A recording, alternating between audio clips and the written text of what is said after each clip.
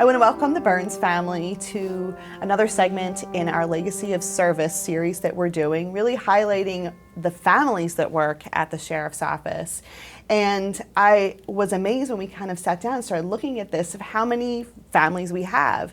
So today, the Burns family is here, and we'll go ahead and we'll start with you, sir, retired Sergeant Burns. If you could each just tell me, who you are and about your service to Harford County Sheriff's Office.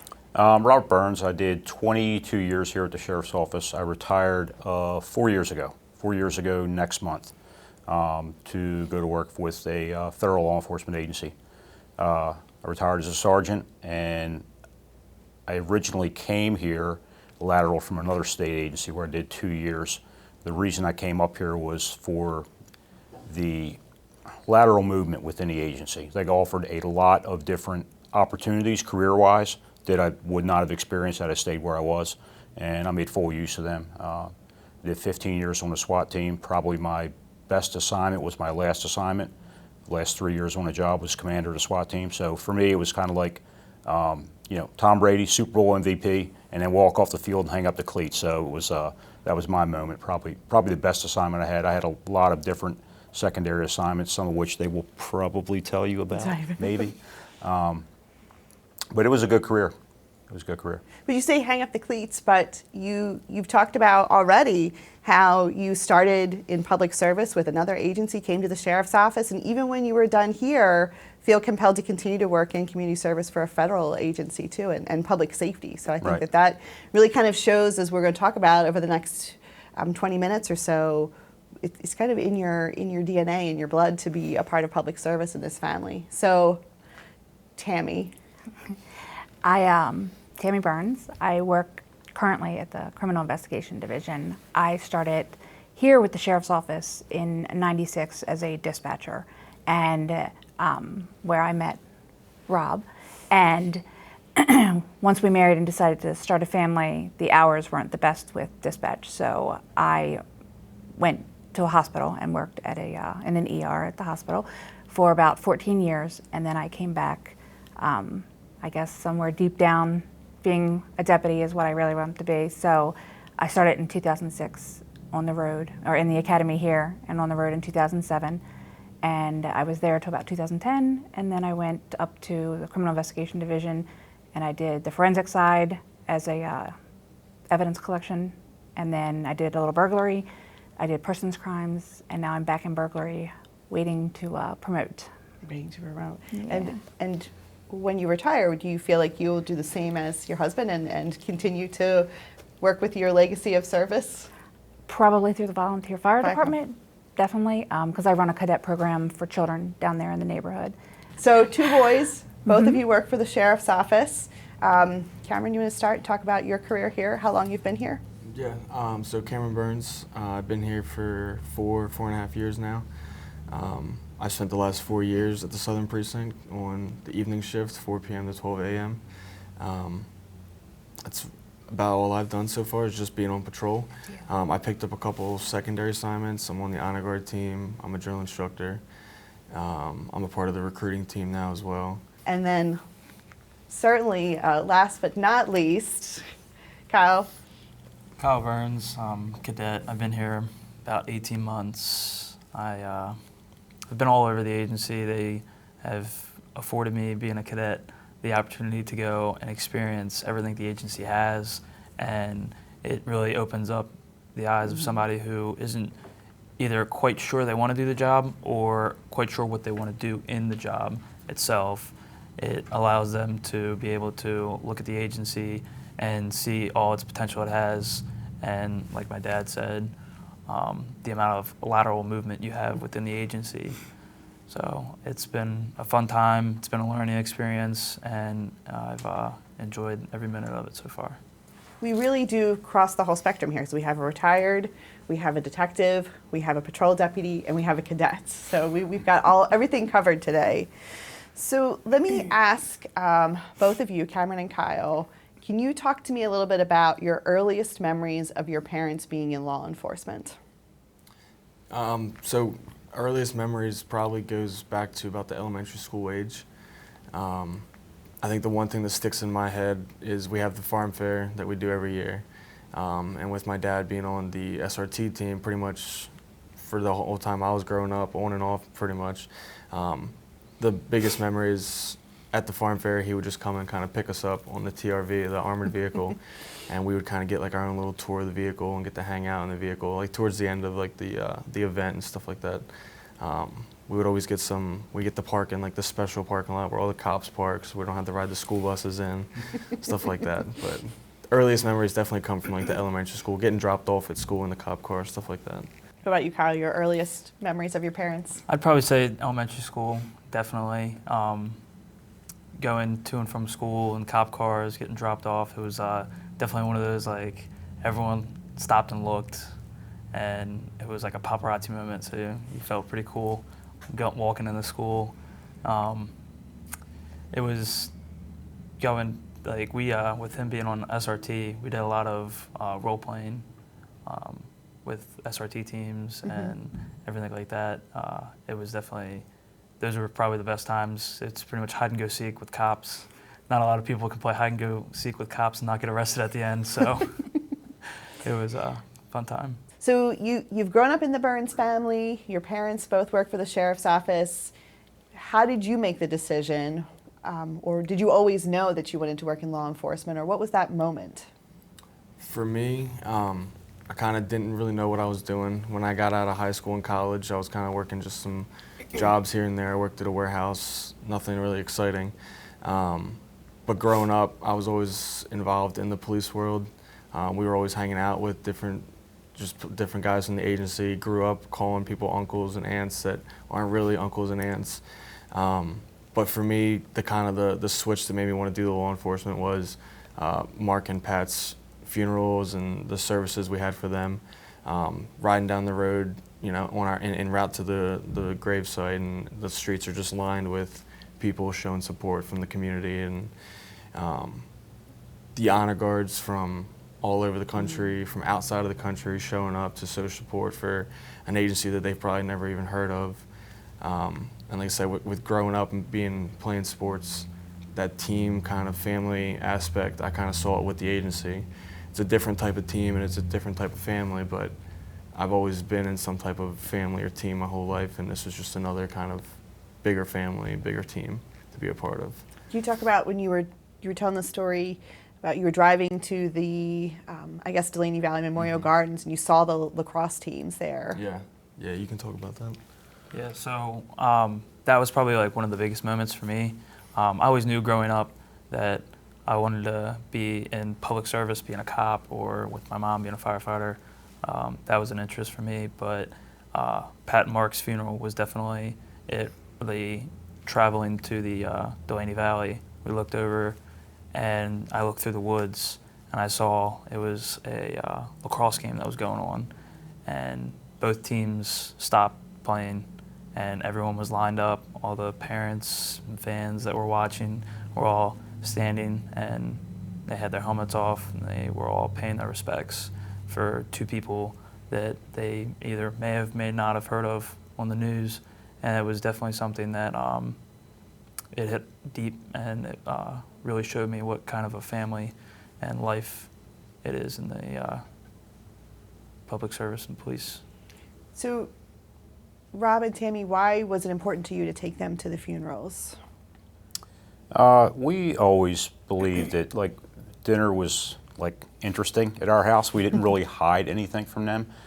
So from a very early age, the conversations that we had were realistic about not only police work and what it involves, but like what goes on in the world. And we felt it was important for them to see that aspect of it. Mm-hmm. Because we were here when both Mark and Pat, Rob and I were, they knew the boys when they were little. Pat, being in the fire department, knew them a little more. I used to work dispatch with Pat's ex-wife, Robin, which Cameron met a lot of their kids early on. So when they kind of showed an interest in it as the funerals were coming up, we decided as a family that it would be something for them to see, experience. The day of the actual event, as it was unfolding, I realized social media was getting a hold of it and sending out stuff. They were both in school. I quickly just shot them a text because as a detective, I was in the middle of everything and said, Dad and I are okay, explain later kind of deal. And that's all they got from me, but they knew that we were okay and that it wasn't us because we weren't releasing names yet. And it was an area that I had normally would have worked and we would have been at lunch together. Right. So to get notification to them as quick as I could that things were okay. I had cadets that night at the firehouse, so once we were finished up and I left to go to the firehouse, I met up with them and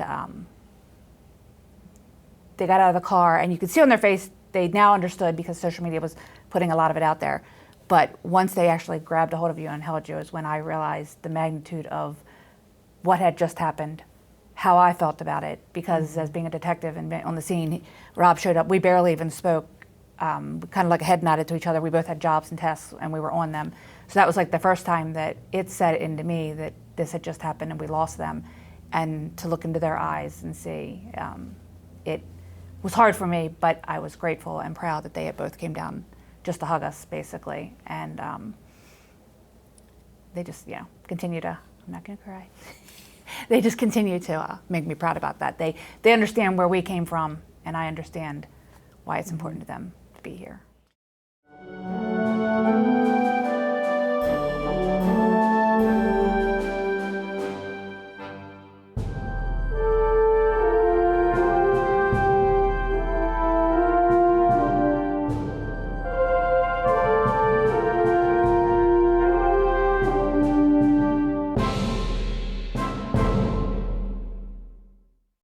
Maryland residents and visitors now have the option to text 911 if they are unable to place a phone call. To send a text, enter 911 in the to line.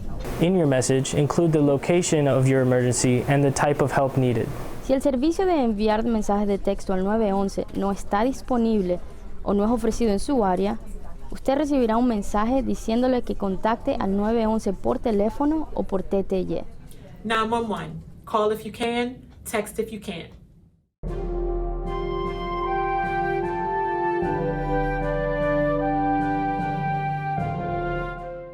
So now, everyone working together. I know you've retired now, but what's it like working with your brother, knowing your mom could be out on a scene as well? So he's, like he said, he kind of bounces around the agency now. He's up with the civil unit right now, but there was a time where he was actually used here at the Southern Precinct, and if they didn't have something for him to do that day, he would ride around usually with me in the car. And at first, it was like the first day he did it, it was pretty cool, pretty like a surreal moment. You know, we're both in uniform, kind of riding around. But after a couple times, it just felt like a normal day. We were just driving around, like going to get food or something. And then we get a call and we show up and we had to act all like business and professional on scene. But then we get back in the car and it's just two brothers again. With my mom, there's been multiple times with her being a detective, she shows up for the calls all the time. And, you know, we're there and same thing, kind of, we had to act more professional, you know, we're not grabbing, hugging each other and joking around, but at the same time, like, I'll catch up, I'll slip up and call her mom instead of Detective Burns or whatever. I'll just be like, Mom, come over here. Everybody kind of looks at me, but they all know now. I think my best memory I do have is he wasn't a cadet yet, and I was still an FTO, so I was just out of the academy, still in training, and we got a call for service for a hit and run. And the suspect was driving down Route 1 towards Cecil County.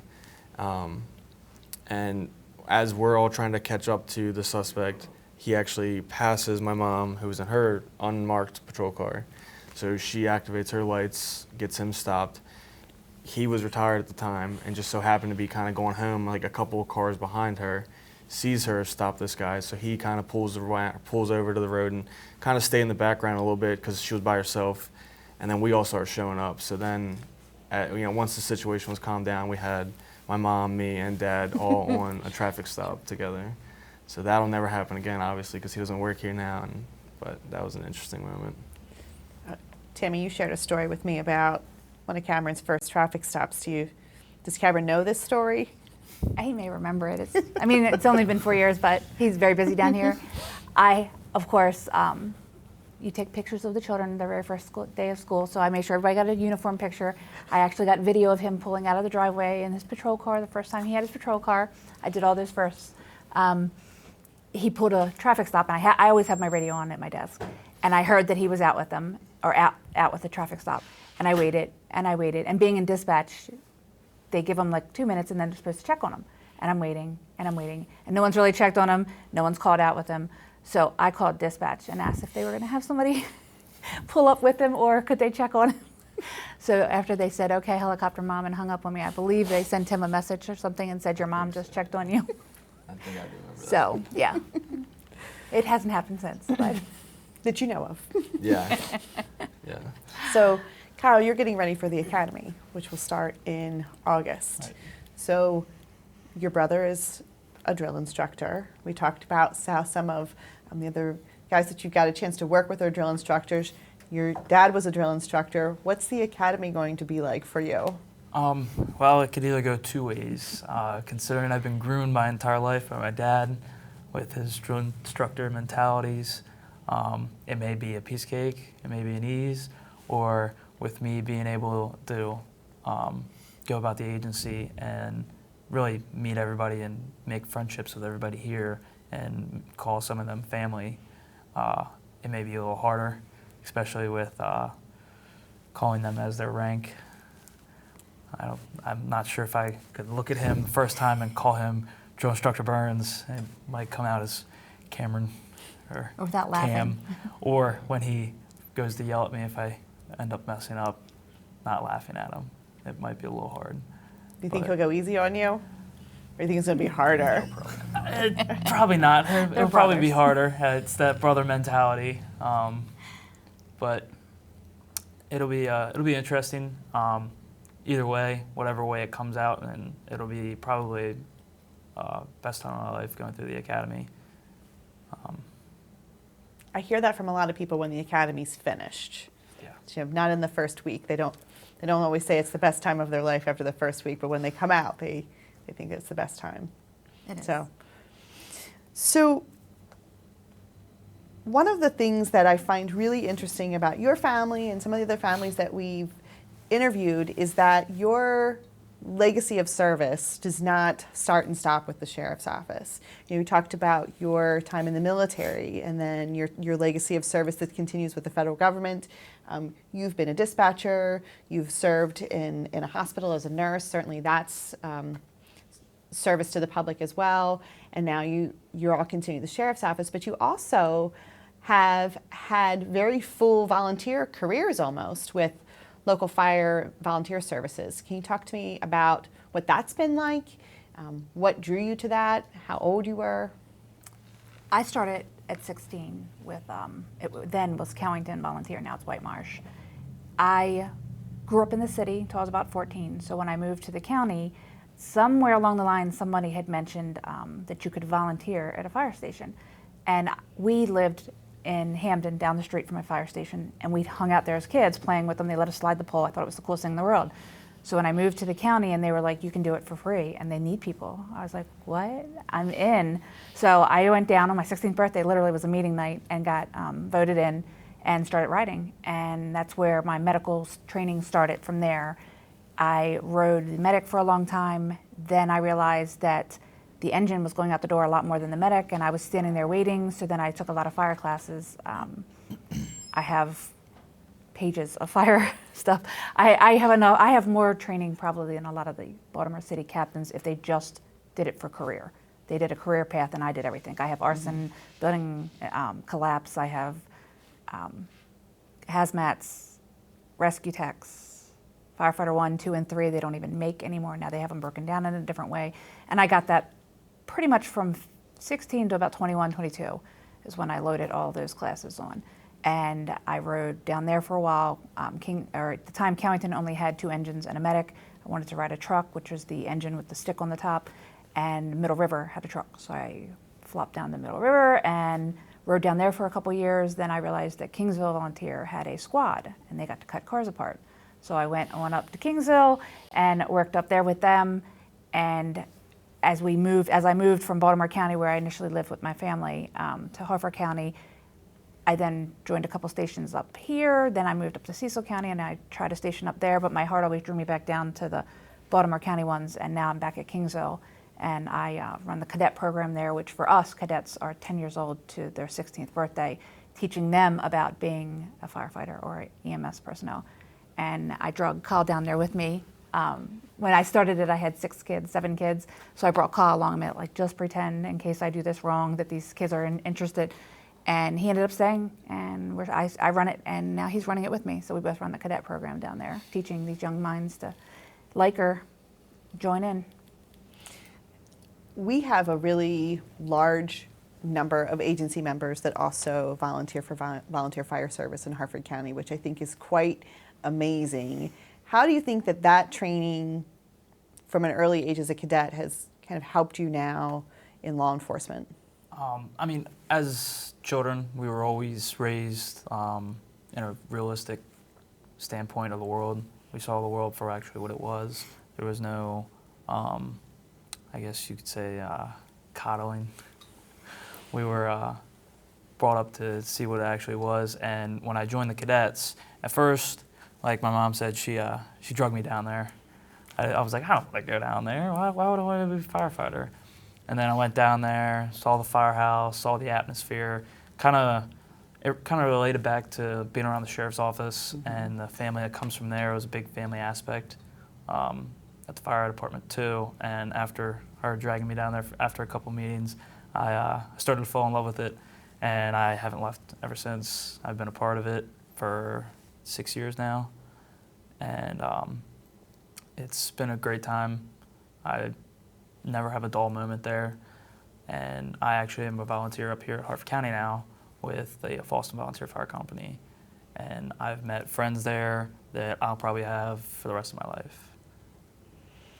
So, Rob, we'll start with you. Why is it so important to have this strong tie to your community, to be committed to public safety, whether it's volunteering or through paid service? What is it about you that you felt like this was something important to do with your life? I think just people in general, it's an innate tendency to want to be part of something greater than yourself. That's a normal aspect, and that's a good thing. And what better way to do that than with the people you're closest to, your community, your family. You're giving back to something, right? And you're contributing to society and your community. And you're not, I mean, sometimes it's a job and sometimes it's a volunteer, but either way, you're fulfilling that need to contribute and be part of something better than yourself, and then you're giving back, right, to the greater good. So you're actually accomplishing something for yourself, and then you're doing things for others as well. And Carolyn, Cameron, do you feel like watching your parents be a part of the community in such a way has kind of shaped the way that you carry on that legacy? Yeah, I think so. You know, being raised by these two, you know, it's probably different than being raised by other parents. You know, they have a different kind of way that they look on life. They have a different way, you know, a different perspective of life that some other people may not get because of the things that they deal with. So I definitely think being, you know, raised by them kind of shaped us into that, like he was saying, kind of wanting to do something for the greater good, wanting to do something for other people more than just yourself. So I definitely think kind of them raising us kind of shaped us into the public service aspect of life, wanting to help other people. I feel like we both have had we've always had that, I guess, urge to want to help people and really be there for other people, especially at their worst times. I remember Cameron coming home from one of his vacations that he went on that he went with a couple of his friends. They were down at the beach and they were all playing football on the beach, and they looked over and they saw a shark in the water, and they saw two girls down the beach in the water. So they ran down the beach just to tell them to get out of the water. And that's like one of those things where it was an instinct for them to just take off down the beach instead of finding somebody else to help somebody else. They wanted to help them first. And I've always wanted to do the same thing, especially with the fire service. Being there on somebody's worst day is, it can take a toll on people, but wanting to help them and help them see the light in the darkest time of their life, it really humbles you and really makes you feel not so much good about yourself, but makes you feel good that there's, you know, decent people in the world and you're there to help other people.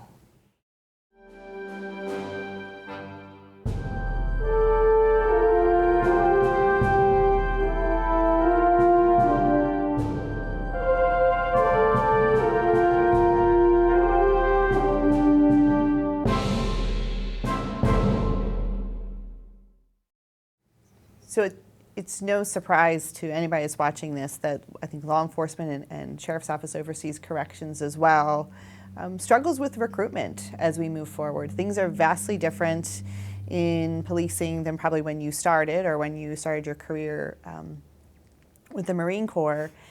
And I really want to hear from each of you, that person that's trying to decide what to do with their life, or someone that's thinking about a career in law enforcement or corrections, that just needs to hear one message from each of you about why this is the right choice.